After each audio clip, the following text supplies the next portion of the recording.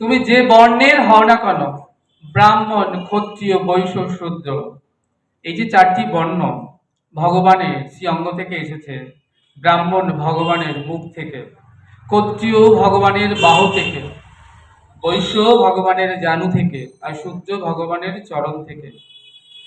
বলছেন তুমি যে বর্ণ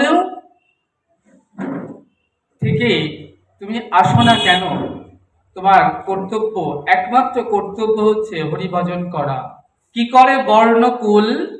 শাস্ত্র বললেন যে কুলেই তোমার হোক না জনম, কেবলই ভকতি মূল। শাস্ত্র বললেন ক্ষত্রিয়, ব্রাহ্মণ, বৈশ্য, শূদ্র, এটা ম্যাটার নয়, ম্যাটার তুমি হরিভজন করছো কিনা। এই হরিভজনটাই হচ্ছে এখানে বলছেন আসল কথা। বললেন বড়কে, বললেন যে ভজে সে বড়। শাস্ত্র এখানে বলছেন যে অধম ছাড়, কৃষ্ণ ভজনে নাই জাতি কুলাদির বিচার। বড় সে যে হরিভজন করে, এখানে শাস্ত্রে বারবার সে কথা বলছেন। তাই বলছেন কি করে বর্ণকুল, যে কুলে জন্ম হোক না কেন, কেবলই ভকতি মূল।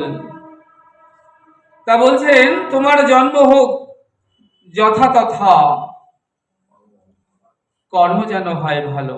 তাহলে ভালো কর্ম অর্থাৎ সৎকর্ম, সৎসঙ্গ, ভক্তি দিয়ে হরিপাদ পদ্মটি আমাদের ক্রয় করে নিতে হবে। তাহলে সম্পদ হরিপাদ পদ্ম। যেমন কিনা ডানা যখন কোনো চিঠি পাঠাও, ডাক টিকিট লাগানো হয় খামের উপরে। যদি এমনি জল দিয়ে লাগিয়ে দাও, ডাক টিকিটটা কি হবে, পড়ে গেলেই আর জায়গা মতো পৌঁছাবে না। তুমি যদি মনে করো গোবিন্দ চরণে তুলসী দেবে তোমার নামে বা পরিবারের পরিজনের নামে, তাহলে তুলসীটা কিন্তু চরণ থেকে খসে পড়ে যেতে পারে। তাহলে আমরা কিভাবে তুলসী দিই না, চন্দনে ঘষে ললিত করে আমরা গোবিন্দ চরণে নামে তুলসী দিয়ে দিলাম। তাহলে কি হলো, দেখবে তুলসীটা শুকিয়ে গিয়েছে কিন্তু পড়ছে না। তেমনি তুমি যদি প্রেম ভক্তির আঠা দিয়ে গোবিন্দ চরণে নিজের মন মতিকে একবার বসিয়ে দিতে পারো, তাহলে কিন্তু হয়ে গেল মন মতি। দেখো আমাদের এই যে দেহঘরটা না, এই দেহঘরে মালিক হচ্ছেন মন মতি। মতি শব্দে নারী। তাহলে আমাদের এই দেহের মধ্যে একজন মন মতি রয়েছে। কোন দম্পতি একটি নারী সন্তান হয়েছেন, অর্থাৎ কন্যা সন্তান হয়েছে। তাহলে দেখতে দেখতে সন্তানটি যখন ছোট ছিল তখন পিতামাতার তেমন কোনো চিন্তা ছিল না, কিন্তু যখন সে থেকে যুবতী হলো, তাহলে 18 বছর হলো, এখন কিন্তু পিতামাতার অনেক চিন্তা। কি করে তাকে পাত্রস্থ করতে হবে, ভালো সৎ পাত্রে দিতে হবে, না হলে সে যদি তার মন মতি ভ্রষ্ট হয়, অসৎ পথে চলে যায়, তাহলে কিন্তু তাকে ফেরানো বড় মুশকিল। তাহলে পিতামাতা কি করেন, একজন সৎ পাত্রে তাকে পাত্রস্থ করে দেন, তাহলে নিশ্চিন্ত। তাহলে এই যে আমাদের যারা গুরুপাদ পদ্ম আশ্রয় করে ভজন করছো, তাহলে আমাদের দেহঘরে যে মতি রয়েছে মতি, তাহলে এই মতিকেও সৎপাত্রে পাত্রস্থ করতে হবে গুরুপাদ পদ্ম আশ্রয় করে। তাহলে সৎপাত্র কে, কোথায় সেই সৎপাত্র থাকে? সেই সৎপাত্র গৌর হরির চরণ। আমরা কলির জীব, তাহলে তুমি যদি গৌর হরির চরণে, গৌর গোবিন্দ চরণে তোমার মন মতিকে সমাপন করে বসে থাকো, তাহলে তোমার শাস্ত্র বলে আর কোনো চিন্তা নেই। তাই প্রথম শ্লোকে মহারাজ পরীক্ষিতের প্রশ্ন ছিল সুখদেবের প্রতি যে মেয় মানুষ্য কিং কর্তব্য। হে গুরুদেব, আপনি আমাকে কৃপা করে বলুন মৃত্যু আসন্ন জীবের কি গতি হবে। মহারাজ পরীক্ষিত সে কথা বলে দিলেন যে মৃত্যু আসন্ন জীবের একমাত্র কর্তব্য হলো হরিভজন করা। এবার দ্বিতীয় শ্লোকে সুখদেব গোস্বামীর কাছে কোয়েশ্চেন করছেন, প্রশ্ন তুলছেন মহারাজ পরীক্ষিত যে আপনি কৃপা করে বলুন ভগবানের সেই অবতারের কথা। ভগবান এই জগতে এসেছেন যুগে যুগে, গীতাশাস্ত্রে সে কথা বলেছেন অর্জুনকে উপলক্ষ করে জগৎ জীবকে, যদা যদা হি ধর্মস্য গ্লানির ভাবতি ভারত অভ্যুত্থানম অধর্মস্য তদাত্মহং সৃজম্যহং পরিত্রাণায় সাধূনাং বিনাশায় চ দুষ্কৃতম ধর্ম সমস্তপনাথায় সম্ভবামি যুগে যুগে। হে ভারতকুলপতি, হে অর্জুন, আমি যুগে যুগে এই জগতে আসি। ভগবান বললেন কোথায় আসি? না এই জগতে। এই জগতে অর্থাৎ এই ধরিত্রীর বুকে। তাহলে এই ধরিত্রী মর্তভূমিতে ভগবান আসেন। দেখুন এর থেকে সুখের বার্তা আর হয় না। গোবিন্দ কোথায় থাকেন? গোলকে, গোলকে বিহারী। সেই আনন্দ স্কন্দ, পরমানন্দ, সচ্চিদানন্দ, আনন্দ রসগণ বিগ্রহ, যিনি আদি আদি গোবিন্দ সর্বকারণ কারণম। তাহলে গোবিন্দ যেখানে থাকেন সেটা নিত্য গোলক, যেখানে জন্ম নাই, মৃত্যু নাই, জরা নাই, ব্যাধি নেই, রোগ নেই, শোক নেই, দুঃখ নেই, কষ্ট নেই, আনন্দ আনন্দ আনন্দ, সচ্চিত আনন্দ যেখানে আছে, অপ্রাকৃত পরমানন্দ। আর সেই পরমানন্দ থেকে গোবিন্দকে কোথায় আনছেন? গোবিন্দ কোথায় আসছেন? এই মর্তভূমি। মর্তভূমির অপর নাম জড়লোক বা মৃত্যুভূমি, যেখানে আসলে আপনাকে মরতে হবে, যেখানে রয়েছে জন্ম আছে, মৃত্যু আছে, রোগ আছে, ব্যাধি আছে, দুঃখ কষ্ট আছে, অনন্ত দুঃখ, অনন্ত যাতনা, অনন্ত কষ্ট, অনন্ত লাঞ্ছনা, সব কিছুতে পরিপূর্ণ মায়াময় এই সংসারে। তাহলে গোবিন্দ বললেন যে আমি নিত্য আমার আনন্দ লোক থেকে অর্থাৎ গোলক থেকে আমি ভুলোকে নেমে আসি। কেন? না আমাদের মতো কলিহত জীবকে তরাবেন বলেন। এই যে ভগবান আসছেন গোলক বিহারী, গোলক থেকে ভুলোকে, এই যে তার অমেয় বার্তা, এটাই তো জীবের চির শান্তির বার্তা, যে প্রভু আসছেন, আমাদের দ্বারে আসছেন। এর থেকে আর শান্তির বার্তা দুটি হয় না। তাহলে ভগবান বলেন আমি আসি। আমি কিভাবে আসি? কখনো নিজে স্বয়ং আসি, কখনো অংশ কলাদের আমি প্রেরণ করি। তার অংশ অবতার, লীলা অবতার, বিভু অবতার, দশা অবতার, মৎস্য কুর্ম বরাহ আদি নানান অবতার আমি আসি। তাহলে এখানে সুখদেব গোস্বামী ভগবানের সেই অবতারের প্রসঙ্গ নিয়ে মহারাজ পরীক্ষিতকে শ্রবণ করাচ্ছেন। কেশবধৃত আর মেন শরীর জয় জগদীশ হরে, জয় জগদীশ হরে। কেশবধৃত, ধৃত শব্দে ধারণ করেন, মেন শরীর অর্থাৎ মৎস্য শরীর ভগবান কখন ধারণ করেন? না মহাপ্রলয় থেকে সপ্ত ঋষি সাধুদেরকে আর রাজা সত্যব্রতকে রক্ষা করবার জন্য ভগবান মীন শরীর ধারণ করলেন। শ্রীমদ্ ভাগবত ভগবানের সেই মীন অবতারকে কি করলেন? না বন্দনা করলেন।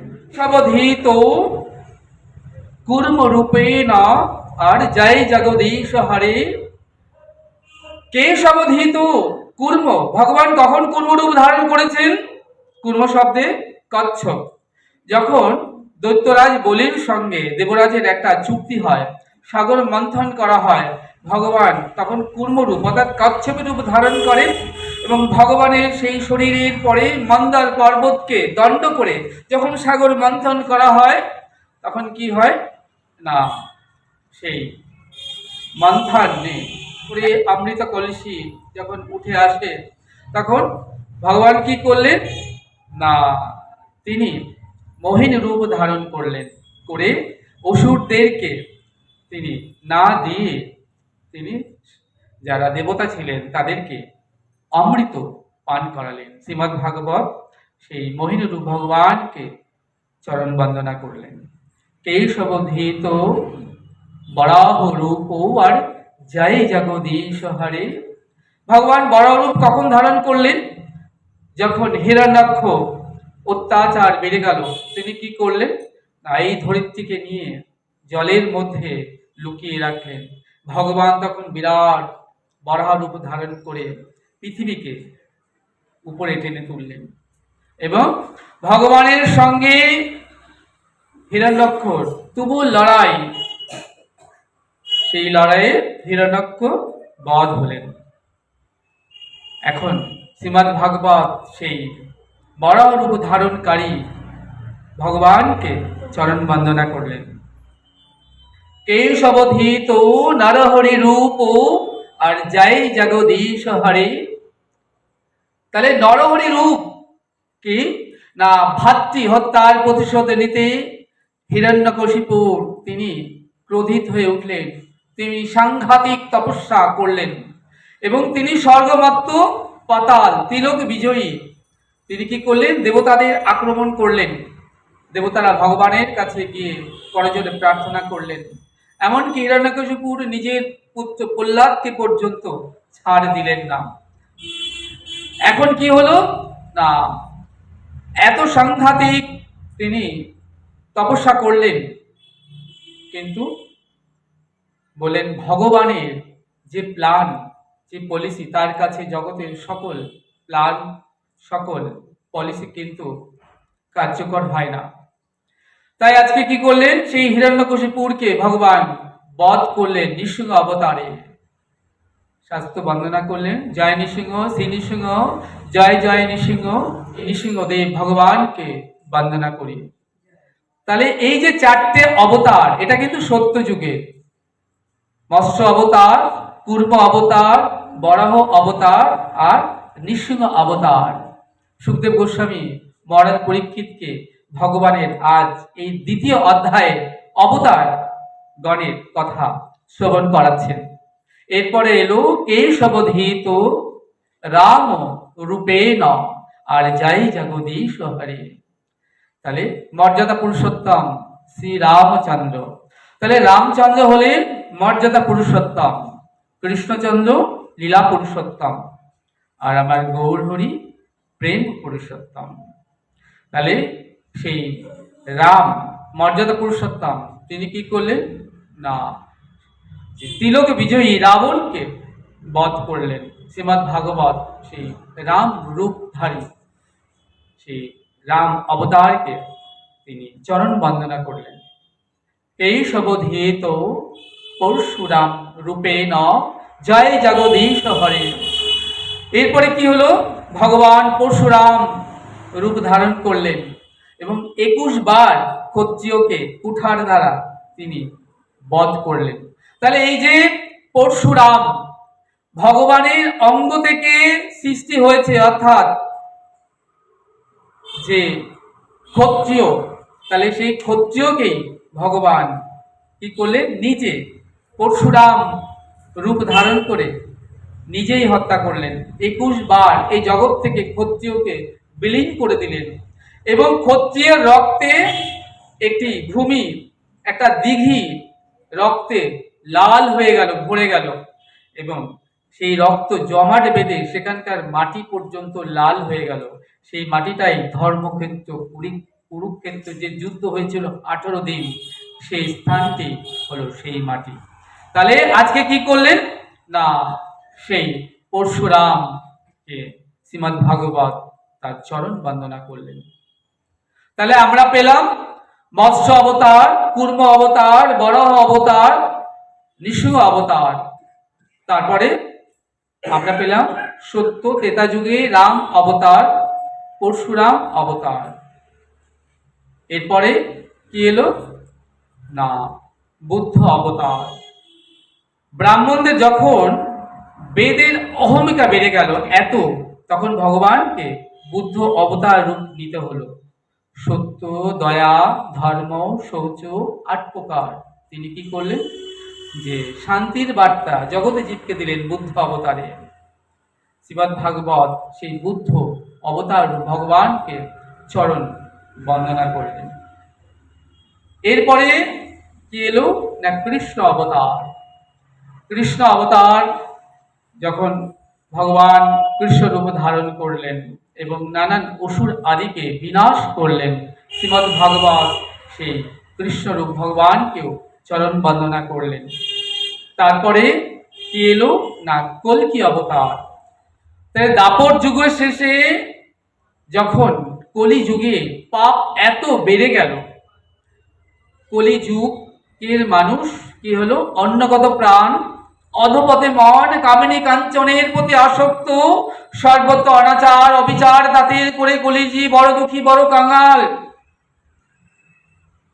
তাই কি হলো না, এই কলি যে অধপতিত জীব, যে পাপে যখন কলিযুগ পরিপূর্ণ, তখন ভগবান কি করলেন, কল্কি অবতারে এলেন এবং তিনি কি করলেন? পাপীদেরকে বিনাশ করলেন এবং সত্য যুগের জন্য তিনি আগত সত্য যুগেকে আহ্বান জানালেন।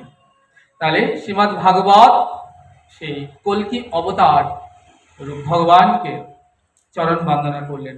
তাহলে আজকে সুখদেব গোস্বামী তিনি মহারাজ পরীক্ষিতকে ভগবানের এই জগতে অবতারিত হবার 10 অবতারের কথা শ্রবণ করালেন।